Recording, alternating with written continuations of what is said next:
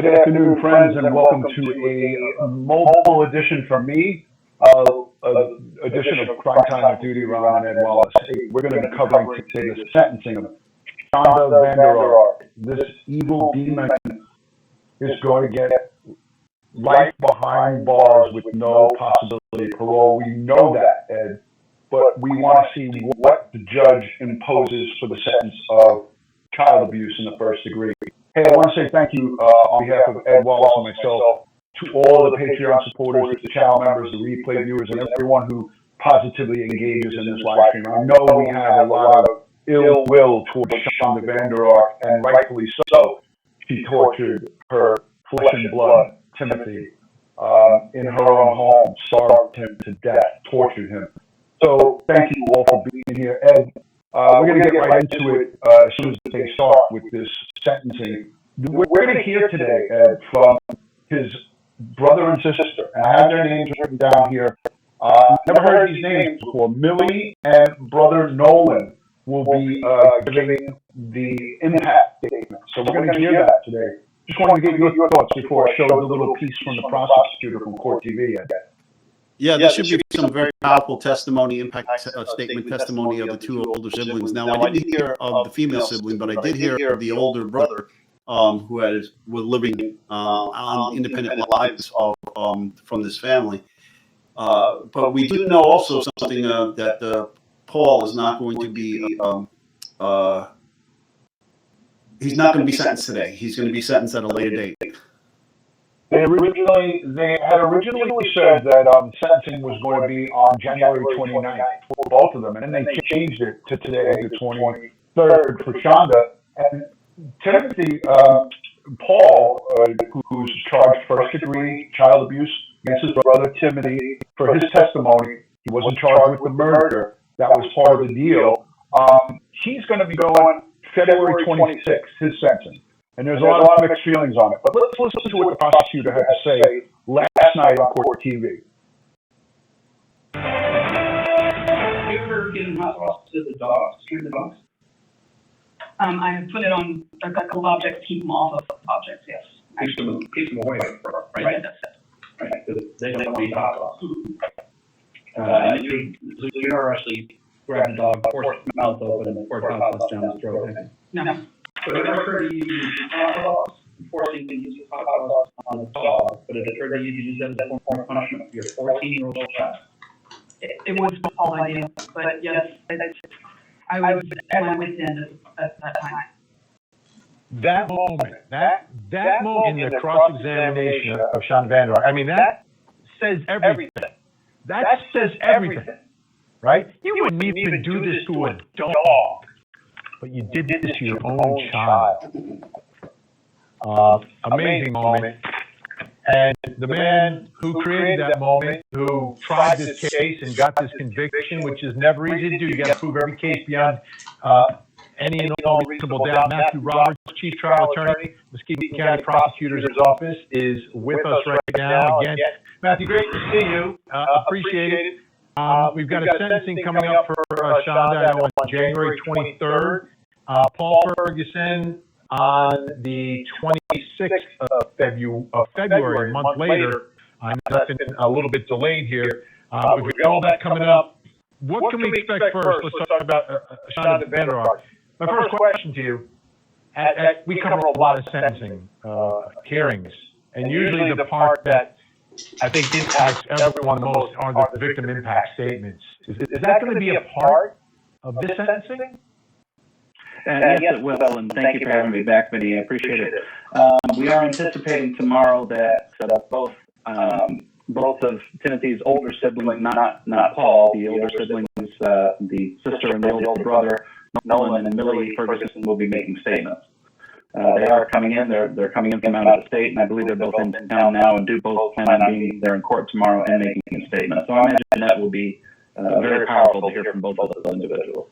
Yeah, there were times when these weren't normal. These didn't always happen. That you would hear that side of these horrific cases. But now, our viewers have gotten used to it. It's sort of standard operating procedure. But to me, it's reality check day. This case, because of the way you tried it, I don't think the judge nor anyone else needs that reality check because we got it during the course of the trial. Doesn't always happen, but I think it'll still be extremely important. So what are your thoughts about going into this sentencing and what can we expect? Well, certainly we know that the ultimate conclusion, the sentence for the first-degree murder conviction is a foregone conclusion. It's life without the possibility of parole. But that being said, there's still a great deal of work I think that the judge has to do here because he still does have to impose a sentence for the first-degree child abuse case. And really there's an opportunity, I think, for the judge, and certainly our office will be asking him to send a message here that, and beyond the message of life without parole, in imposing a sentence here, which is just, as high as you can possibly go, even on that first-degree child abuse. And there are a lot of reasons for that. Most significantly, obviously, is the heinous nature of what's taking place here. But as well, because if something were to happen to that first-degree murder conviction, obviously we're going to fight against that in many appeals that takes place.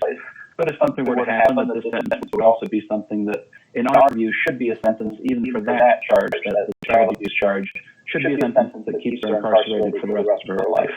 To reflect what she has done here. So we'll certainly be asking for that, and there is where I think that part of that victim impact statement can really come into play.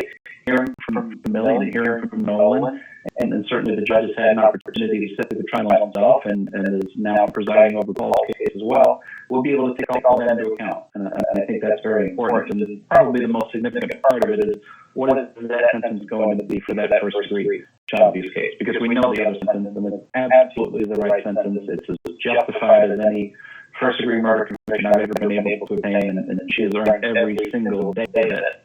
But that first-degree child abuse, there remains to be some work done there. Where do you expect her to be housed? Will she end up in general? Is there a chance she can end up in general population? Because we've had some guests on tonight talking about what life could be like. A lot of that will be determined by where exactly how she's housed within the correctional facility. Do you have any idea going in where she'll end up?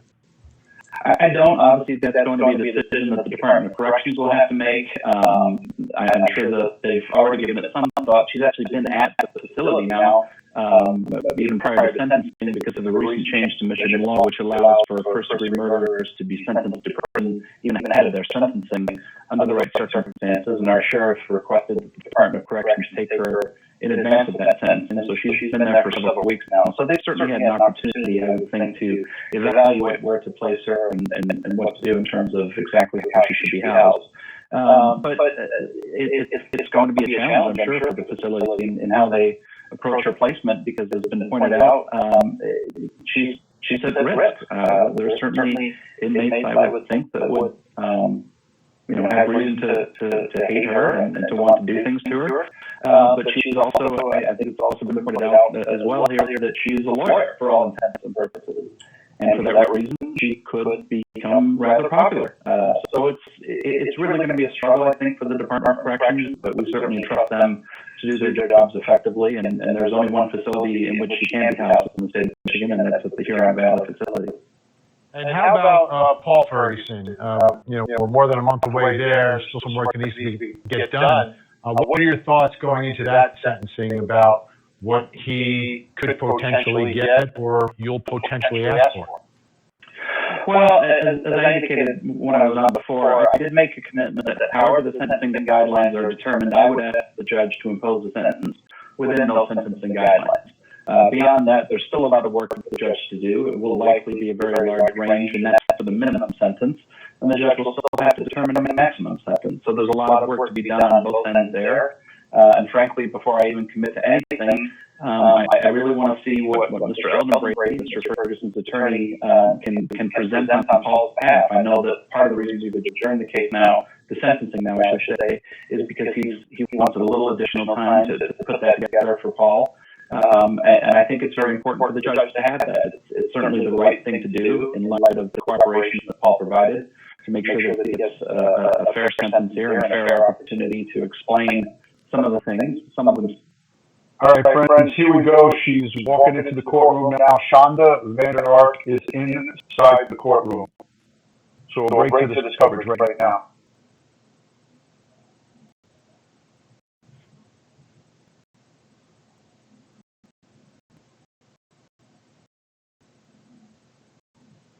Keep It Quilted means you can get the best. Keep It Quilted means comfort that feels good and does good. With 5 million trees planted. For her. And for generations to come. Keep It Quilted with Quilted Northern.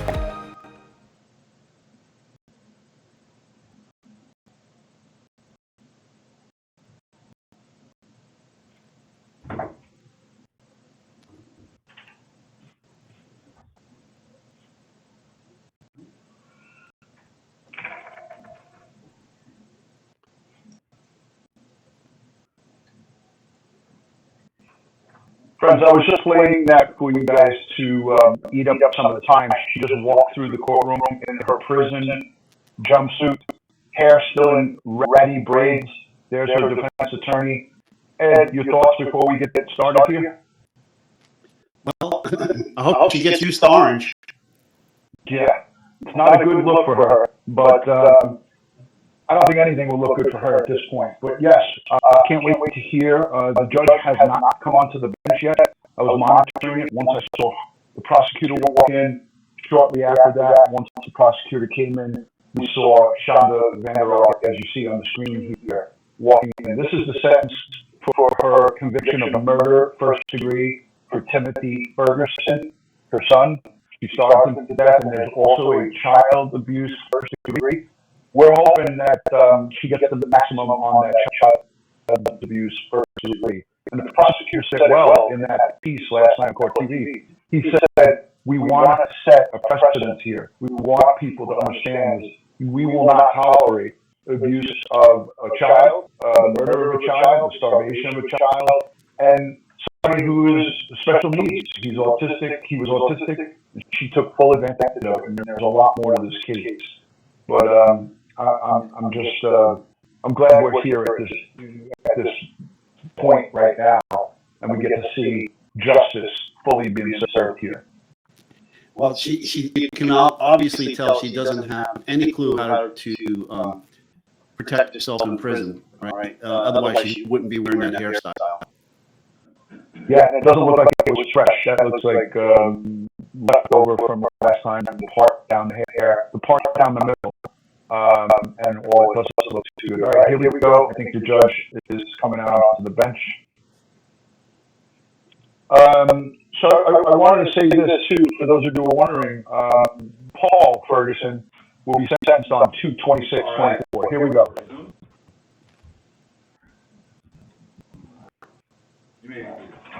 Let me know in the chat if the audio is good. This is the best that I have right now. Audio is pumped all the way up. Put a 1 in the chat if you can hear it well. We are on the record in file 23-110 SC, state of Michigan, versus Shanda Vander, you Shanda Vander. All right, Ms. Vander appears before the court with her attorney, Mr. Fred Johnson. The people are represented by Matt Roberts. The date time scheduled for a sentencing in this case. Have the people had a chance to read the precinct sentence report and the attached guidelines?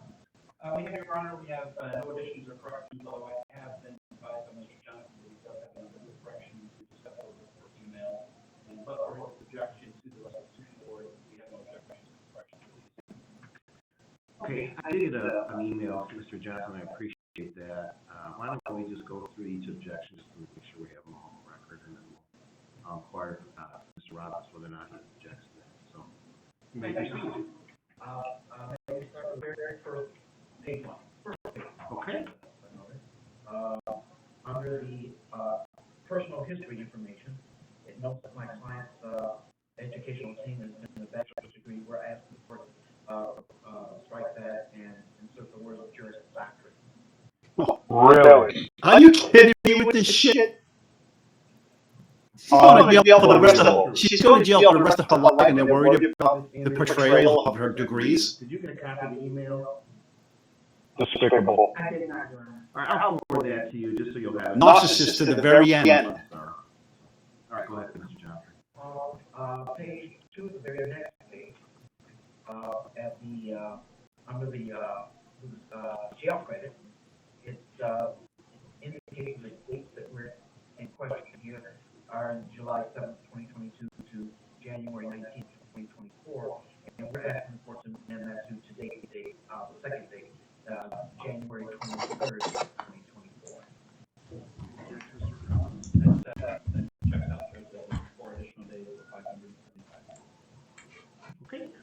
Washington.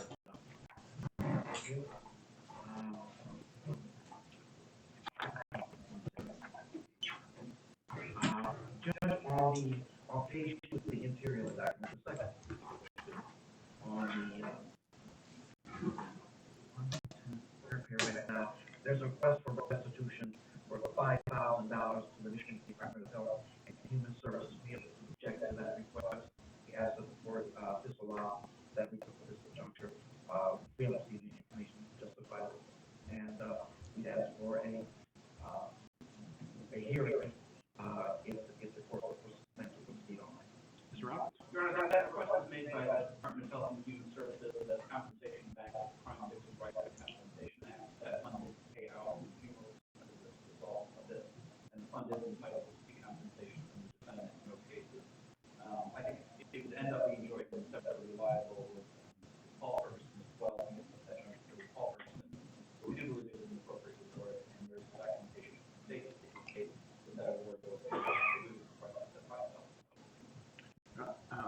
Has Mr. Johnson then provided that documentation? He may not have. Okay. Mr. Johnson, would you prefer to just have the restitution portion reserved until you can receive the documentation? And if you so choose, you can ask for a restitution hearing. I guess what would your preference be, or Mr. Roberts, what your preference would be? I can order it with the ability for Mr. Johnson to come in and ask for a hearing, but I guess it depends on what he would like to do. If I could just make a suggestion, I would prefer that in lieu of that, the only other thing I would ask is if I get the information to Mr. Johnson, my understanding is Ms. Vanderark has another matter which is being handled in front of the judge at this time. That case is not going to finish today, and she is here tomorrow, so perhaps by then we can work out this restitution issue. And just move forward that way with the court ordering it, and then if Mr. Johnson chose to delay the time to change it, so we can do that the right thing instead. Okay, yeah, what I'll do is, I think the paragraph in there saying that the requesting restitution, I don't think there's any need to strike that in terms of ordering it. What I'll do is order it with your opportunity, Mr. Johnson, to request a hearing, and obviously, if you want a hearing, we'll have a hearing on it, and if you don't, then it'll stand as ordered. Thank you. All right. I'll provide Mr. Johnson the documentation he has. Okay, you can continue, Mr. Johnson. Page 3, Judge, and this first one was not in the email I sent to the court. This is when I was able to identify later on, and it's in the very first sentence. The first sentence reads, it is therefore recommended. I think there was intention that the word was there and for be combined to therefore. Okay. To make that correction.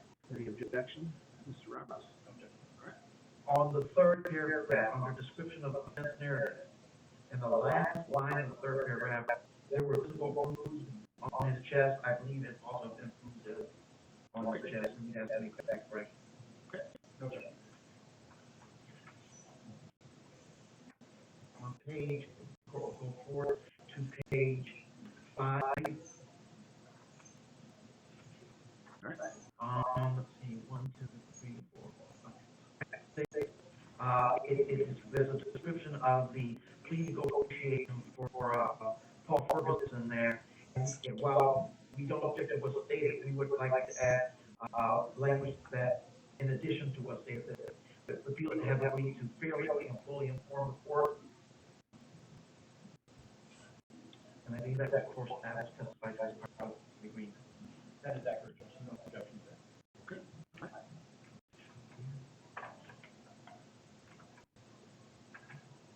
Okay.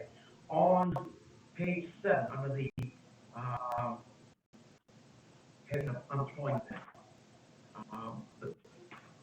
unemployed, it's a 7th Circuit Court. I believe the intention was to, I'll say, 27th Circuit Court job. That's where the employment was. Yeah, I did see that. I think the 17th they can't count. I believe so. 27th Circuit Court. Any objections to Roberts? No, Judge. All right. And, Your Honor, we're asking for that to add to the employment that my client was also employed with the 14th Circuit Court as a law clerk as well.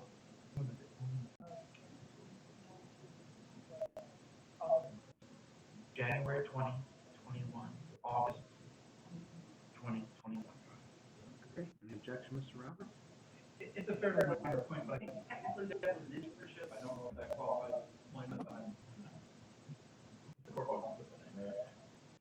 Yeah, I thought the same thing. I mean, we don't differentiate between, I mean, I guess we can say rate of pay as internship. I think that kind of makes sense to me. Any objection to that, Mr.? That's appropriate, John. That's what it's for. Okay. All right. And on that same page, Judge, on colleges and degrees, the second one, West Michigan University, Cooley Law School, on the level complete, it says 3 years college, 4 years college, it should be 3 years. And the area of study should be law, not legal. Okay, any objection, Mr. Roberts? And certificate, I'm sorry, certificate should be juris doctor. And I'm going to try to switch to court TV feed, see if it's better. Okay. Okay. On page See how that 7, under the, Let me know in the chat if it's better. employment. Under unemployed, it's the 7th Circuit Court. I believe the intention was to, say, 27th Circuit Court, John. That's where the employment was, in fact. Yeah, I did see that. I think the 17th is actually Kent County. I believe it's the 27th Circuit Court. Any objection, Mr. Roberts? No objection. All right. And, Your Honor, we're asking the court to add to the employment that my client was also employed with the 14th Circuit Court as a law clerk as well. When was it? January 2021 to August 2021. January 2021 to August 2021. 2021, Your Honor. Okay, any objection, Mr. Roberts? It's a fairly minor point, but I think technically that was an internship. I don't know if that qualifies as employment, but I'm not. The court wants to put that in there, that's fine. Yeah, I thought the same thing. I mean, they don't differentiate between, I mean, I guess we can say rate of pay as an internship. I think that kind of will make sense to me. Any objection to that, Mr.? That's appropriate, Your Honor. I would support that. Okay, all right. And on that same page, Judge, under colleges, advanced degrees, the second one down, West Michigan University, Cooley Law School, under level complete, it says 3 years college, 4 years college, and it should be 3 years. And the area of study should be law, not legal system. So apparently court TV is on a delay. And certificate, I'm sorry, you're correct. Certificate should be juris doctorate.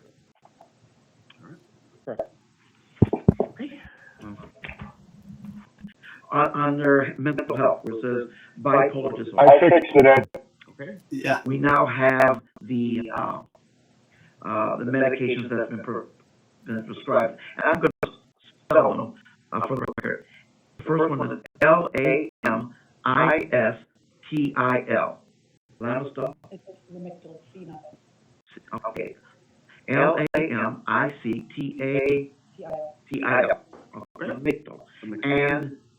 And it's spelled VISTARI. TIL.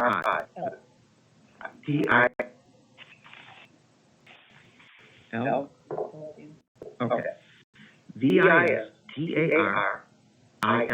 VISTARIL. Visceral. And the treatment commenced in 2024.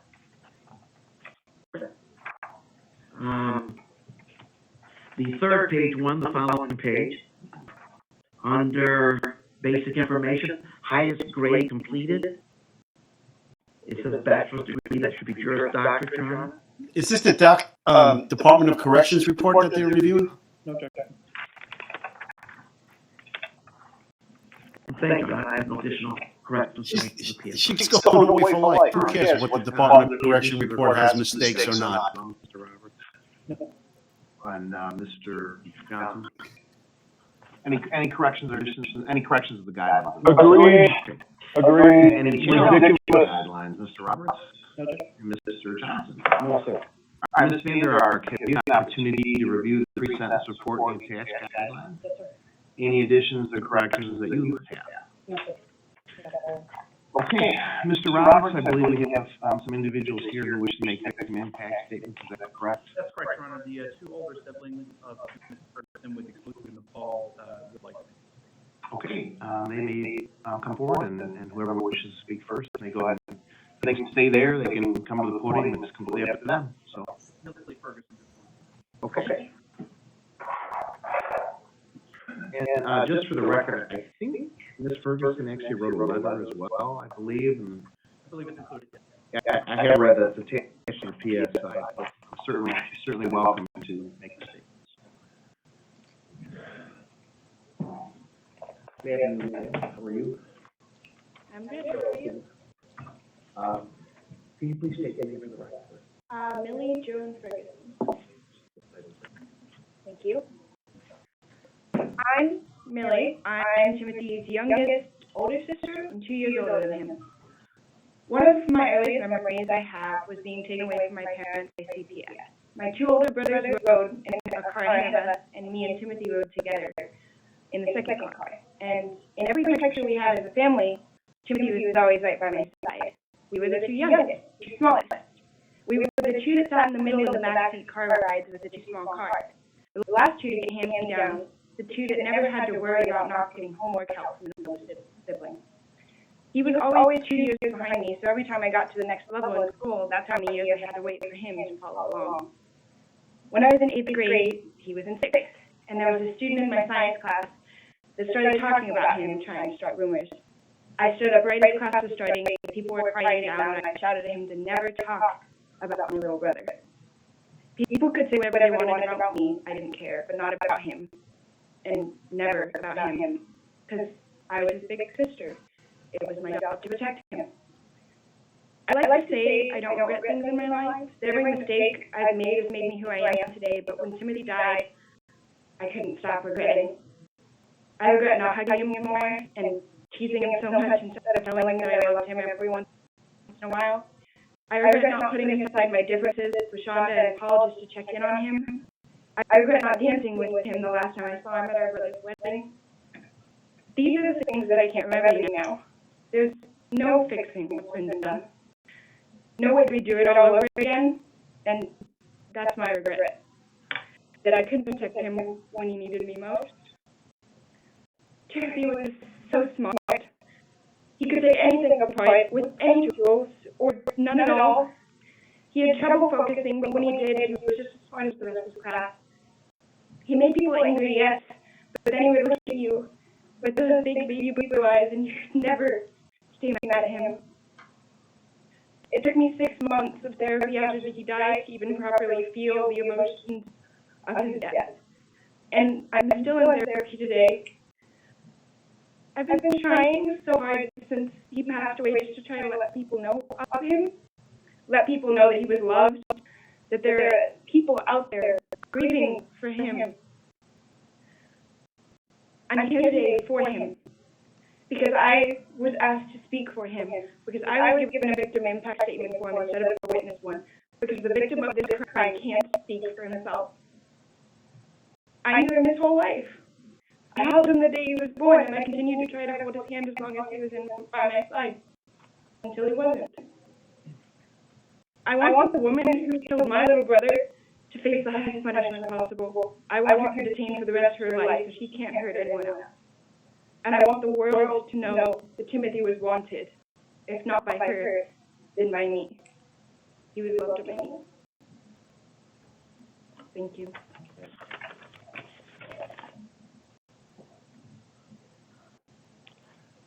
Nolan Ferguson will be next. Okay.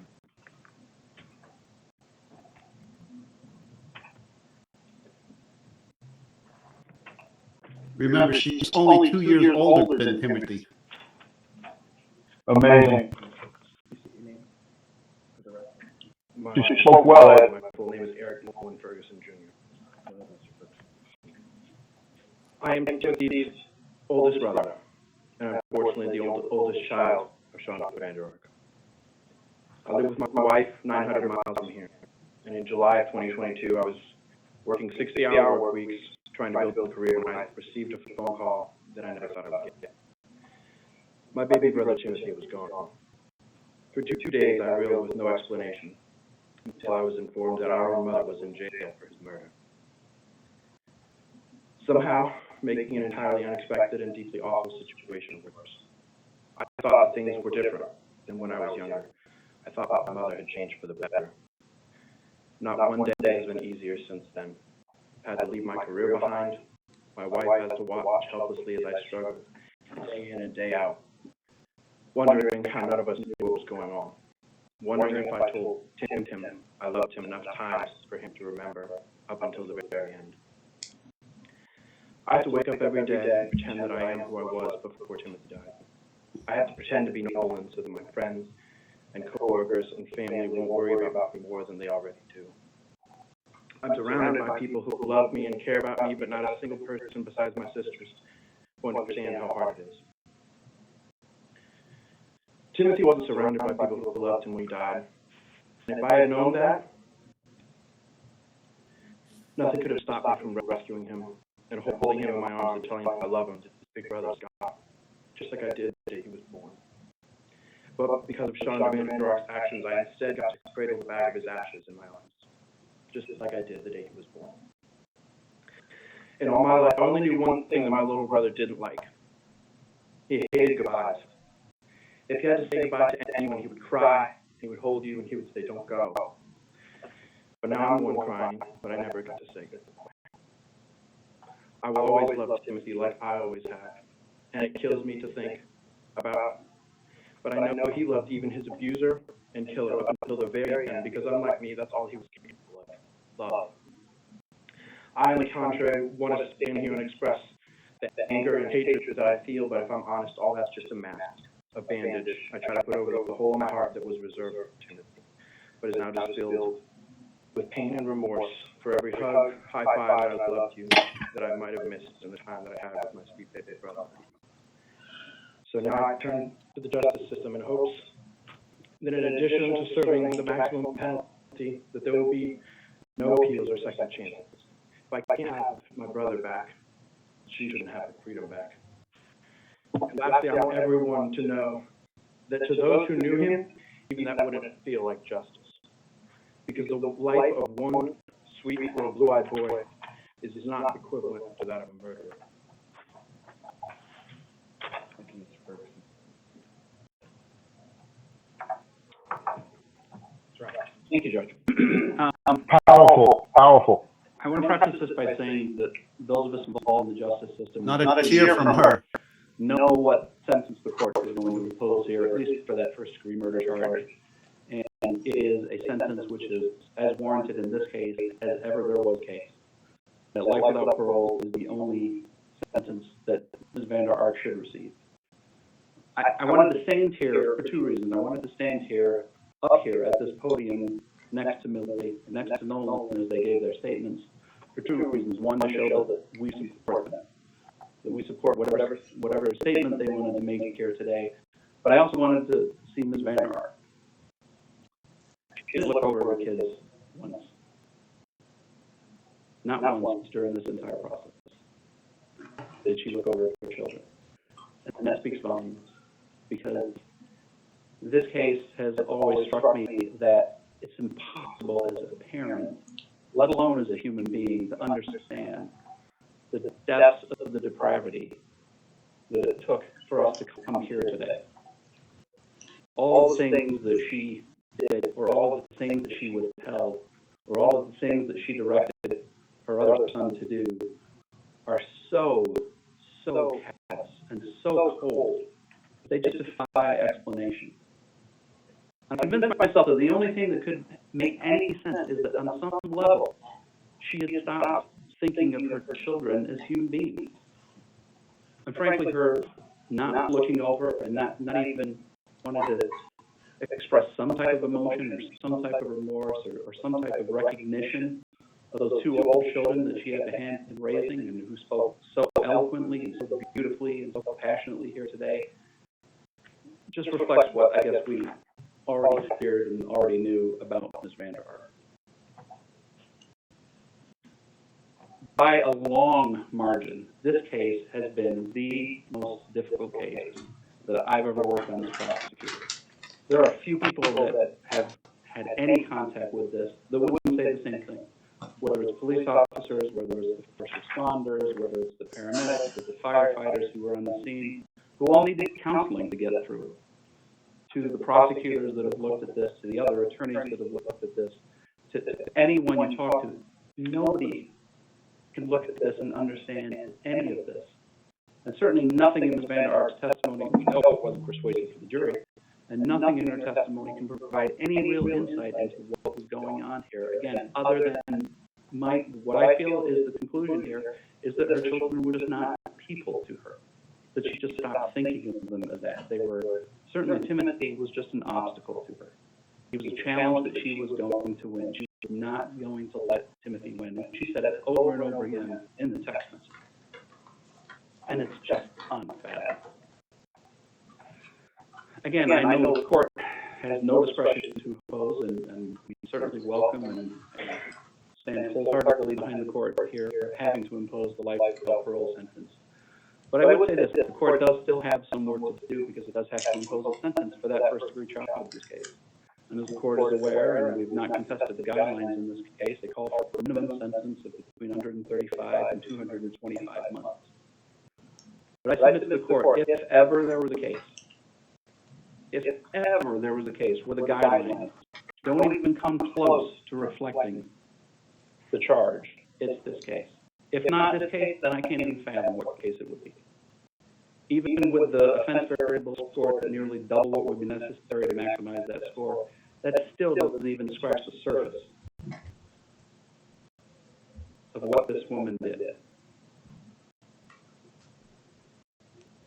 I don't know, frankly, what number to suggest to the court. For years, I practiced in front of Judge Hicks. I know that Your Honor did as well. And Judge Hicks would frequently throw out numbers when he was discussing the discretion that the court has for life offenses, to throw out just numbers that just seem ridiculous. They don't seem ridiculous in a case like this. They just don't. Because nothing, again, can touch what this case was. Nothing will bring Timothy back. We all know that. We can't escape that tragedy. That the time for that has passed. But I would ask the court to send a message here that reflects how heinous, how callous, how cold, use whatever adjective you want to describe these actions. That even for that first-degree child abuse case, that's what the sentence should reflect.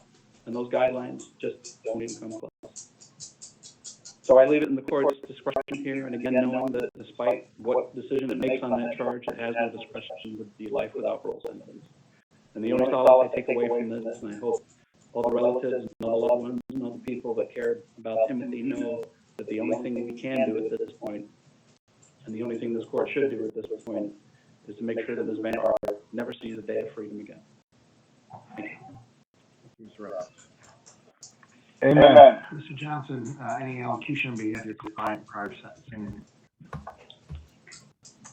course, he's going to say something. Please don't. Very few people have the experience of going into a jail to meet your client for the first time.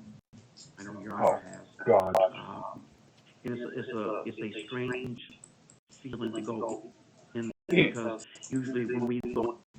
Here comes the crying and the mental health and all this other crap.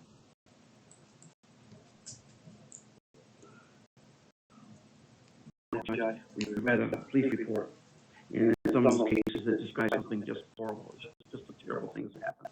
Like this one. We go into those jail cells and we see this client, and we're looking because we're expecting to see horns in the tail and the pitchfork. That's what is being described. And we get in there, and we see just a person who is now facing jeopardy due to the worst thing that she's ever done in her life. And whatever else has made this person that way is not in the guidelines scores. In my client case, Judge, as you read the pre-sentence, people have read it and it's been admitted. Her biological father, my client's biological father, died when she was 8 years old. And he also sexually and physically abused her, which means he began before she turned 8. And as the court is aware, we don't catch these guys the first time, especially when force and violence is used. they can hide their transgressions for years. Once this man is out of her life, another man comes into her life, her stepfather, who does the same thing until she's old enough to move out of the house. The court is also aware that my client has also had the burden of mental health issues.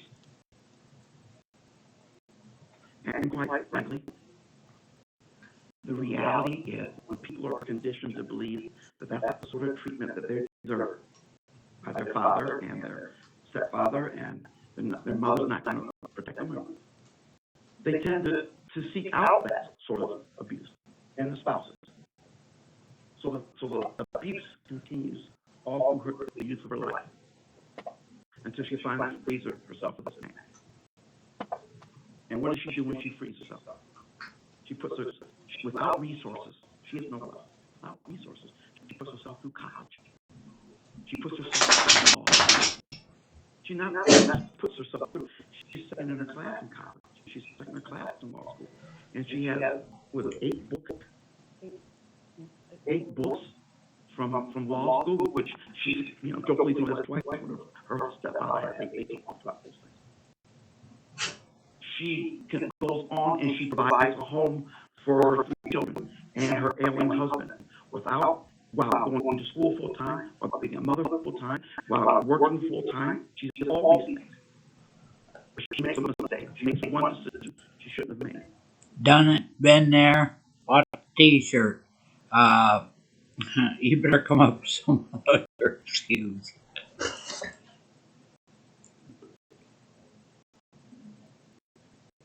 She says yes.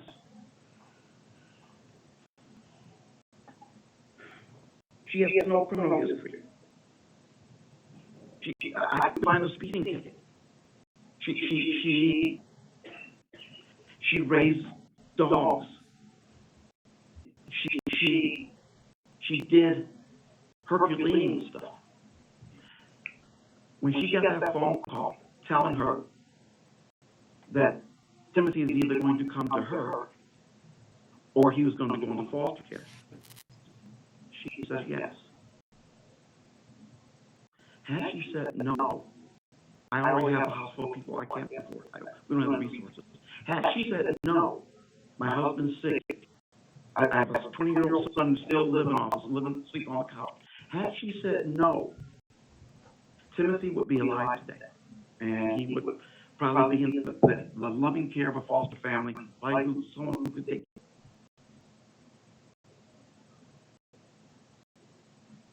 Five words you pronounced wrong 2 years before your brain starts shutting down. Dementia is now known as type 3 diabetes, according to the Mayo. And he would probably be in the loving care of a foster family, like someone who could take care of his special needs. Had she said no, with her academic background, and quite frankly, given the fact that she has a relative in the legal profession who's highly regarded in the profession, she would now be practicing law and probably be doing very well given her academic abilities. But she didn't say no. She did what moms do. That's my boy. I'm taking him home. And I'm bringing him in the house. She brought him in knowing she shouldn't have him there because she doesn't have custody. She brought him in knowing that she couldn't get him into school and get him in the because she didn't have custody. Her ex-husband was not going to assist her. She brought him in knowing she wasn't going to get any more financial assistance. It wasn't her intention for us to be here. It was never her intention. Something broke. If she said no. The road to hell is paved with good intentions. Or if we wouldn't be here. Something broke. Judge, this case makes no sense to anybody. There is no gain for her from this conduct. And if the court heard the transcripts of those emails, those text messages, she and Paul are unaware of the damage. They don't see it. How could you not see it? Because something's broken. There's no specific intent here. There's no intention. Her intention was to mother her kids, like she did the other two children that were in her home. So that was her intention. Her intention was to provide, as she did with the other two kids. You don't see this with the other children. This is just something about this boy and this woman broke. 30 years ago, we didn't know about postpartum depression. 20 years ago, we didn't know about postpartum psychosis. Someday, somebody's going to tell us what's wrong with this woman and why anyone would be capable of what she did.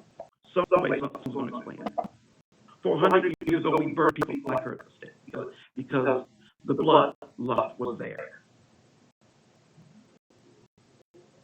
And that's what made people feel better. And that's what that was their solution to a horrible situation. Well, there is Mr. Roberts' description of the offense. Nothing is inaccurate. Nothing he said do I disagree with. But I think you have to add in part of it. Something's wrong here. Something's wrong here. And even if we can't put a label on it, we all know it.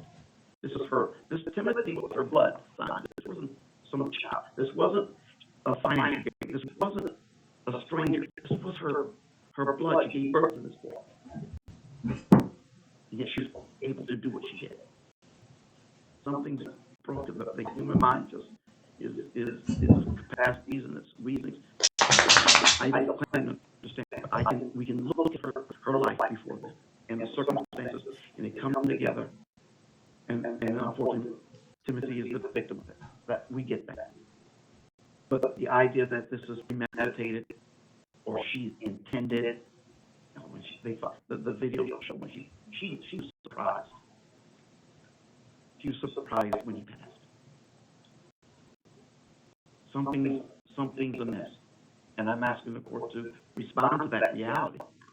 The easiest thing would be to see guidelines.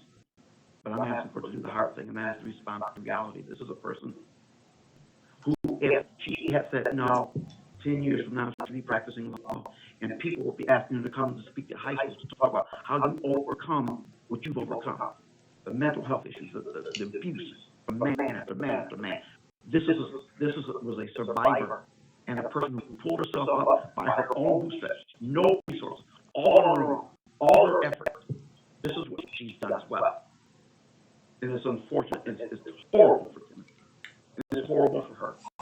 But at the end of the day, we're not looking at evil, looking at sin.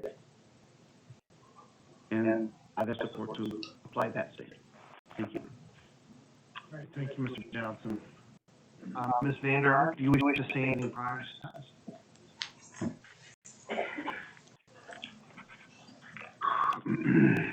Well, first and foremost, for the individuals here to speak on Timothy's behalf, I appreciate you being here. It kind of struck me throughout the trial, who was here for Timothy. And at one point in time, I worried that we may not have anyone who give a victim impact statement. And that to me was maybe very, very sad, frankly. Horrified more than anything, but quite sad.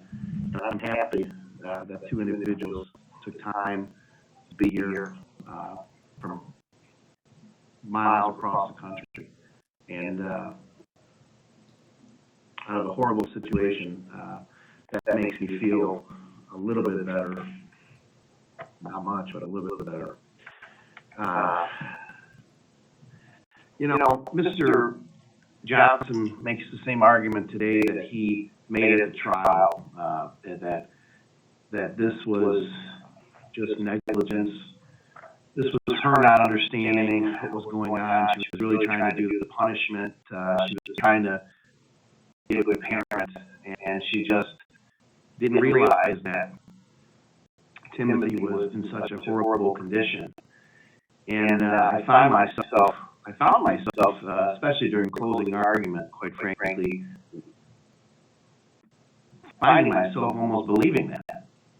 And afterwards, at the trial, I sat in my car after leaving that day, trying to understand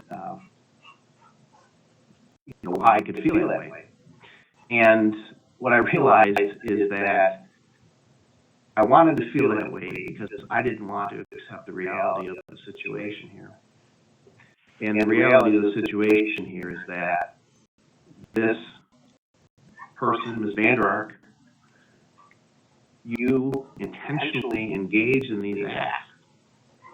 This wasn't negligence. This is not understanding why, but you intentionally did this with a goal.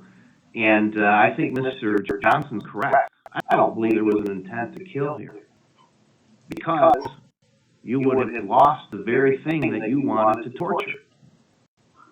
Without him, you would have no one to torture, except maybe the younger children. So I don't believe you intended to kill him. I think you intended to continue on torturing him for as long as you possibly could. Why, I don't know. But all the information that I have in front of me, and I sat down and really thought about this, and I looked over my notes from the trial, demonstrate that this wasn't negligence. This wasn't you not understanding what was going on. You look through, I read through every single text message of the exhibit, 2,000 plus pages, to try to understand what the heck was going through your mind. And what became entirely clear to me is that you knew exactly what you were doing. Immediately afterwards, when police arrived at the home, you immediately, concoct this lie about he's been on a hunger strike. He was in the bed, and I checked on him, and I gave him some food, and all this stuff. You got Paul involved in it. At one point in time, you're put baggy clothes on him. Put clothes on him to make sure, I guess, that he looks like he was actually wearing them, that he was hiding his poor condition, even though you already received text messages, weeks earlier of how bad he looked. You testified yourself of highly intelligent. In fact, that's the only thing that you testified to that I think was actually true. You're quite proud of that, boasting how intelligent you were. And not only that, but your actions in hiding this child. You hid him from his grandparents. You made sure that your other son, G, or little man, as you call him, didn't see him. Those text messages talk about not wanting anyone to see him. I want to see him in that condition. You made sure that the garage was closed. When you sent him out there with no pants on to clean out the garage. I don't want to believe it because I don't understand. I can't wrap my mind. I'm trying now for this entire case to wrap my mind around how somebody could do something so horrific, not only to another human being, but to their own child. I'm a father myself. I love my kids. I love them with unconditionally. But quite frankly, there's a mother's love that I've seen that is striking. And anybody who's a parent is married, most mothers, not all, but most mothers have such a strong love for their children. And to see what you did to your own child, I don't know if there's a word in the English language to describe how to describe it. Let me come up with just horrific. You intentionally and systematically tortured this child. Let's call it what it is. It's torture. You tortured this child. This wasn't punishment. This wasn't trying to curb his behavior. You tortured him. You monitored him obsessively. You all the things you did. I looked through every one of the messages. Bread with hot sauce, wall sits, up and down the stairs, sleep deprivation, ice bath, making him puke up food, monitoring his bathroom time, giving him 60 seconds in the bathroom if he went to urinated, or 5 minutes if he had a bowel movement. You made him sleep in the closet. You threatened to make him sleep in the garage. You put tobacco directly in his mouth. You made him put his hands over the head. Made him work in the garage with no pants. And there's two other things that didn't come out in the trial that were in the messages. One, that there was talk of blindfolding him, depriving him of his physical sight as a punishment. And the last thing that struck me is just absolutely horrific in terms of your thinking. There was a mentioning of giving him salt water as a punishment. One of the text messages talks about, hey, tell Paul or tell Tim that I'm not going to do the salt water punishment. And your reasoning for not punishing him, that was that, oh my God, we can't get the salt water, that could hurt him, that could kill him. But it was because you didn't want to give him another excuse to sit down on the toilet because he'd have diarrhea. He'd have diarrhea, and so he would have an excuse to sit down for a few more minutes while he was diarrhea from salt water. That was your excuse. That was your justification, not that it would hurt him. And you did so for what? Because of some punishment. You wanted to regulate his food, even though you yourself testified that he didn't really gain a lot of weight.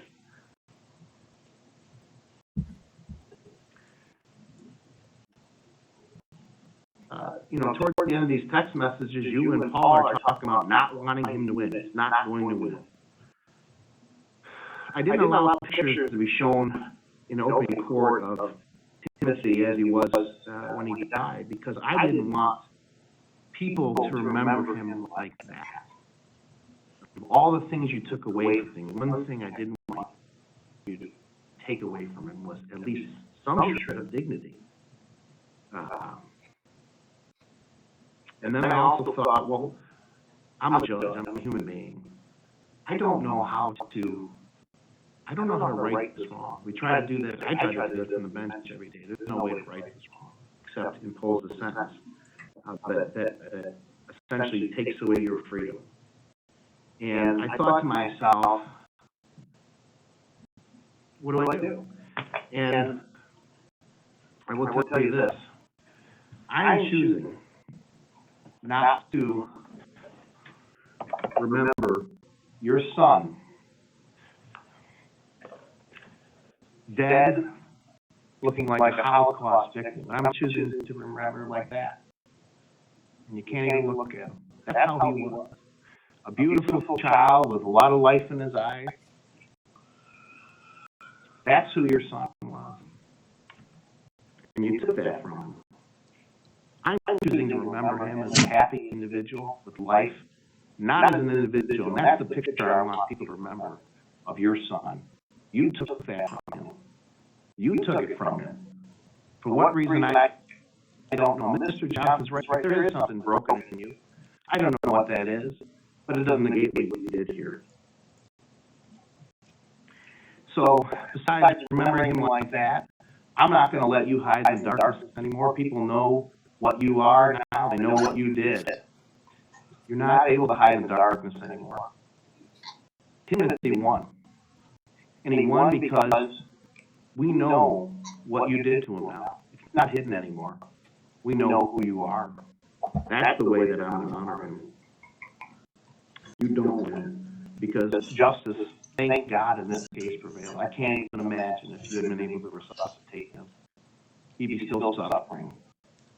So if there's anything I'm grateful for, would be that he finally passed away so you couldn't continue to torture him.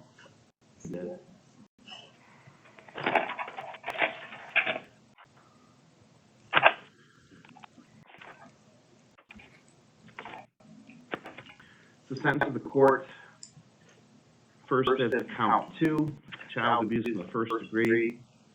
The court sentences you 50 years to 100 years in prison, credit for 575 days. The court is exceeding the guidelines in this case.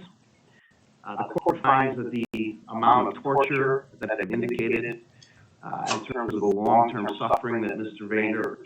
Ferguson, Timothy went through, justifies the reasonable grounds to depart from the guidelines. Used to be the standard with the guidelines have taken into consideration all the elements. I don't think they would take into consideration the amount of absolute systematic, consistent torture that you engaged in here, I think that's enough reasons to justify departing from the guidelines. There's a $68 state cost, $130 crime victim rights assessment. As to count one, felony murder, the sentence of the court, you serve a term within the Michigan Department of Corrections for the rest of your natural life without parole.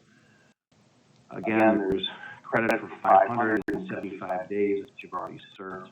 There's a $68 state cost. The crime victim assessment fee has already been assessed. The court is going to assess a $450 public defender fee. Ms. Vander, you have a right to file an application. You have a right to file an appeal. If you are unable to afford the attorney, one will be appointed to a public expense. Request for the assistance of the lawyer must be made within 42 days of today's date. Containing the form that you must complete, return to court in that 42 days. Mr. Roberts. Judge, just briefly, I believe you did indicate you would order that $5,000. Oh, I did. Thank you, Mr. Roberts. The court will order $5,000 in restitution at this time to the Michigan Department of Health and Human Services, with the caveat that Mr. Johnson, you can certainly, if you have the documentation, you can certainly ask for a restitution hearing and to contest that amount. Thank you, Your Honor. Anything else for the record, Mr. Roberts? No, thank you, Judge. Mr. Johnson? All right, we're adjourned.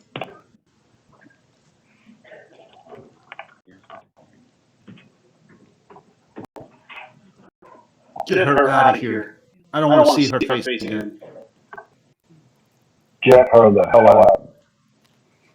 Put the cuffs on.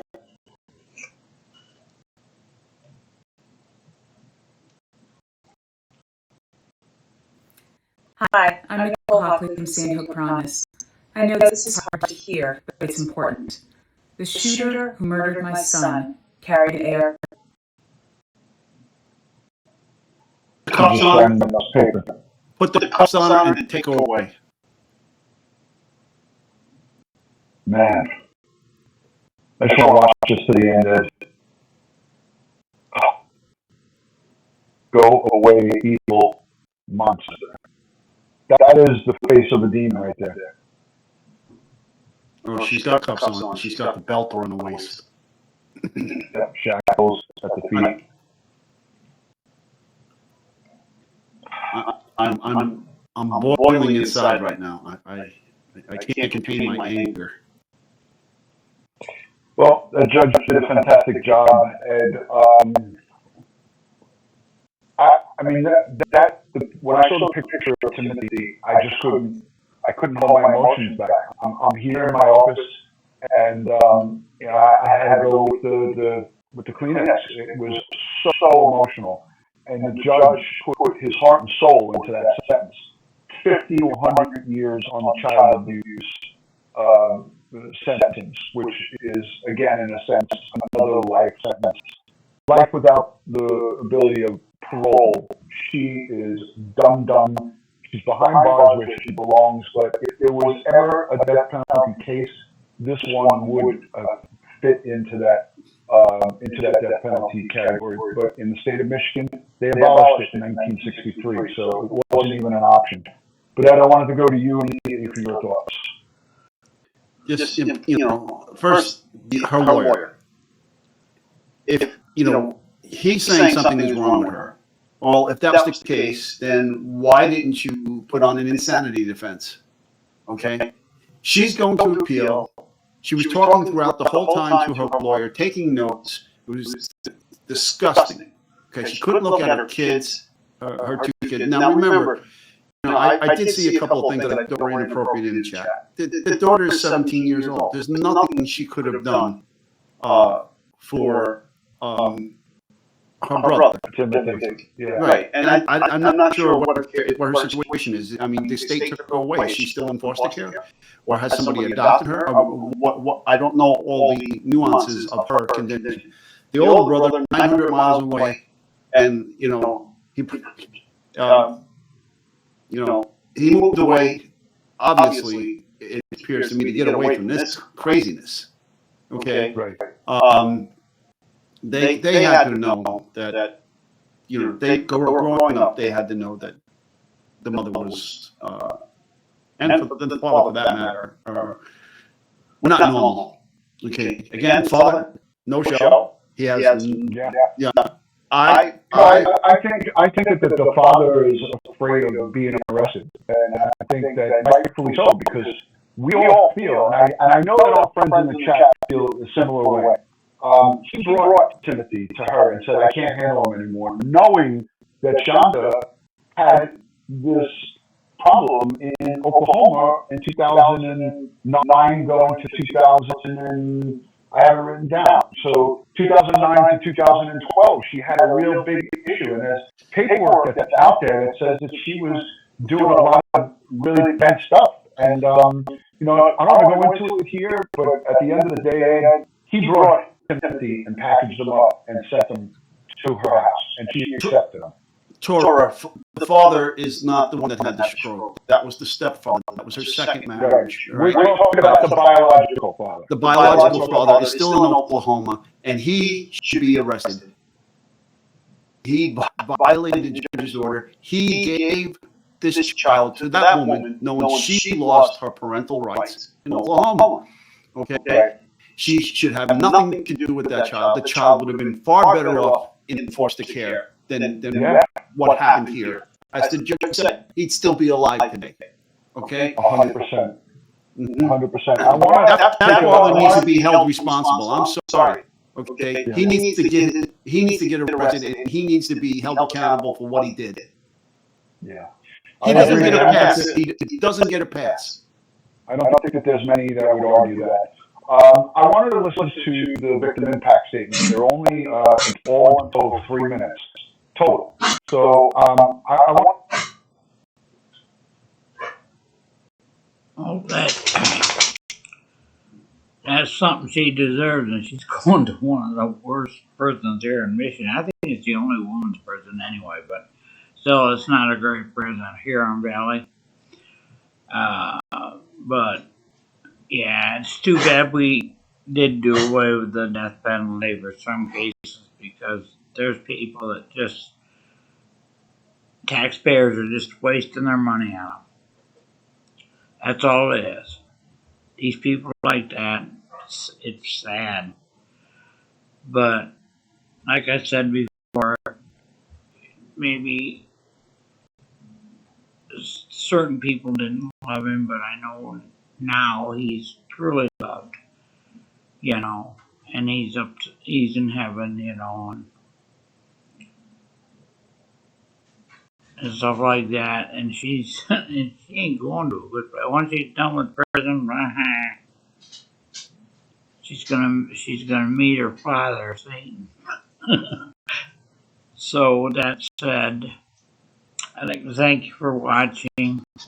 I just followed this case. It's sad, and there's other ones out there too that just, people today, and what they, when her lawyer was talking about everything, this and that she went through, this and that, all this stuff she had to go.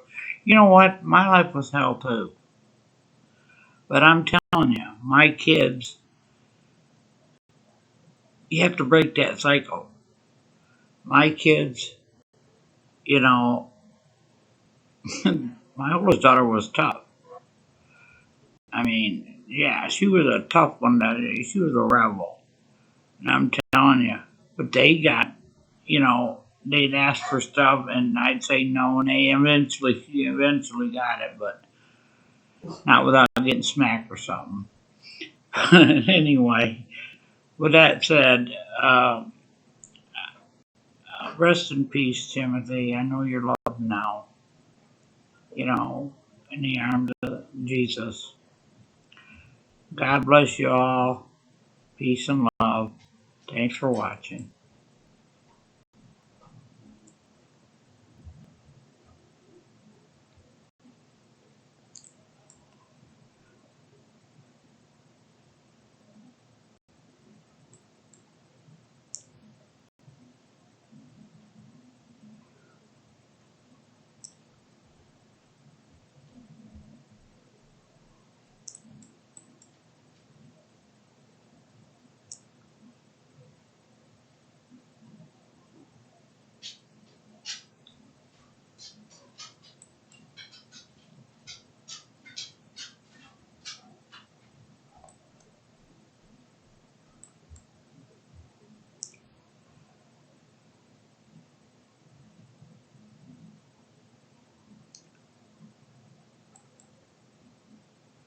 So Jack's out.